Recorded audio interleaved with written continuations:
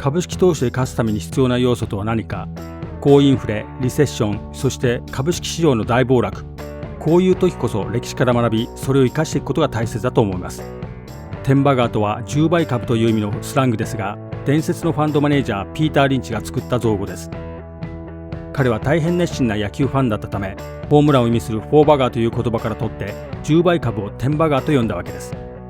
投資をする上で彼から学べることは非常に多いと思います。特に米国株に投資をしている人にとっては、彼から学ぶことは大変大きな意味があると言えるでしょう。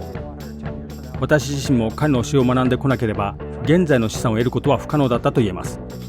彼の主張の一つに、金利や市場の予測は無意味であり、時間の無駄だというのがあります。市場にどのようなことが起こり得るのか、そして何ができるのか、大暴落したらどのようにしてチャンスをつかむのか、そういったことを想定することは必要なことです。しかし予測を当てにした投資をすると、機会損失や実損になってしまう可能性が高くなってしまいます。No one can predict the stock market. They try to predict interest rates. I mean, if anybody would predict interest rates right 3 times in a row, they'd be a billionaire. Considering there's not that many billionaires on the planet, it's very, I had logics, I had a syllogism and studied these when I was at Boston College. There can't be that many people who can predict interest rates because there'd be lots of billionaires. And no one can predict the economy. A lot of people in this room were around in 1981 and 82 when we had a 20% prime rate with double-digit inflation, double-digit unemployment. I don't remember anybody telling me in 1981 about it. I didn't read, I studied all this stuff. I don't remember anybody telling me we're going to have the worst recession since the Depression. So what I'm trying to tell you, it'd be very useful to know what the stock market is going to do. It'd be terrific to know that the Dow Jones average a year from now would be X, that we're going to have a full-scale recession, or interest rate's going to be 12%. That's useful stuff. You never know it, though.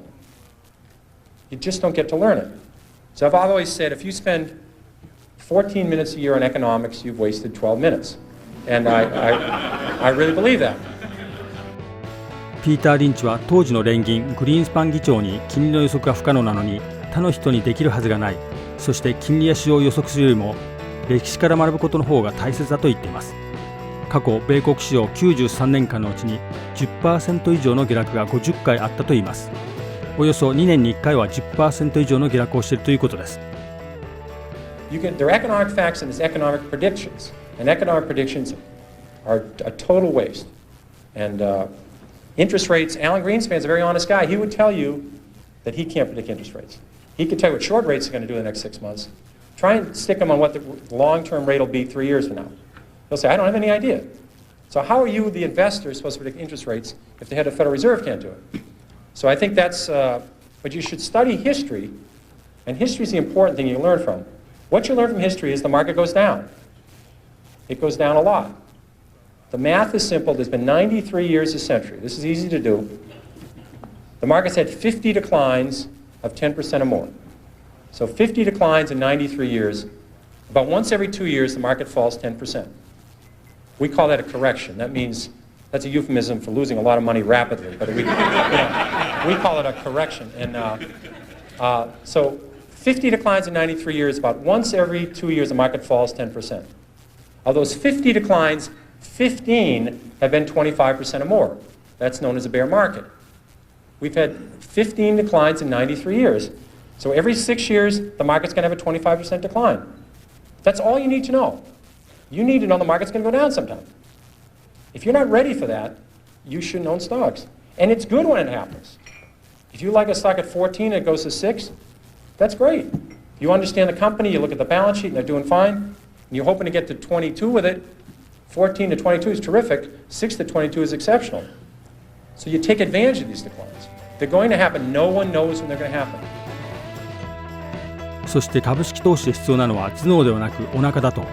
つまり投資へ勝つためには腹が据わっていることが必要であり、そうでないなら株式投資をするべきではないと言っています。So there's always something to worry about, and the key organ in your body in the stock market is your stomach. It's not the brain. If you can add 8 and 8 and get reasonably close to 16, that's the only level of math you need to know. You don't know to need the area under the curve. Remember that quadratic equation and an integral calculus and the area under the curve? I mean, whoever cared what was under the damn curve? I mean, but you had to study this. You don't need this in the stock market. So All you have to know is you're going to see it's always going to be scary. There's going to be always something to worry about. And you just have to forget all about it. Cut it all out and own good companies or own turnarounds.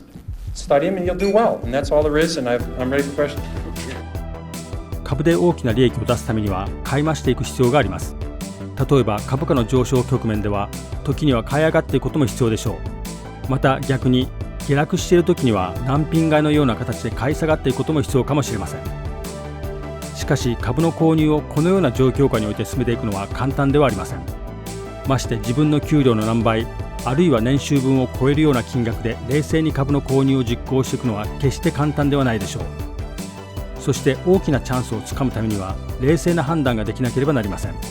そのためには最低でも以下の4つの条件を満たしておく必要があります。1、長期投資であること。2、生活費、学費、結婚費用、その他近い将来必要になる資金を投資に回さないこと。3、逆風に耐えていける競争力を持った会社に投資すること。4、自分の投資プランを持ちよく理解しておくこと。最低限これらの条件を満たしていれば市場が暴落した時に狼狽売りしてしまったり逆にチャンスが来た時に怖くなって買い増しができないということは防げます。そして最後はやはり株ではなくビジネスに投資するということではないでしょうか。優れた企業ならば雨の日も風の日もそして暴落の日も負けることなくビジネスを進めていけるものです。借金は増えすぎていないか、売上は上がっているのか、利益率は増えているのか、そういったビジネスのファンダメンタルの理解が正しく投資判断をするためには大切なのは言うまでもありません。ビジネスが伸びているなら株価が下がった時は大喜びで買い増すのが投資家のあるべき姿だと思っています。皆さんはどのようにお考えでしょうか。最後までご視聴いただきありがとうございました。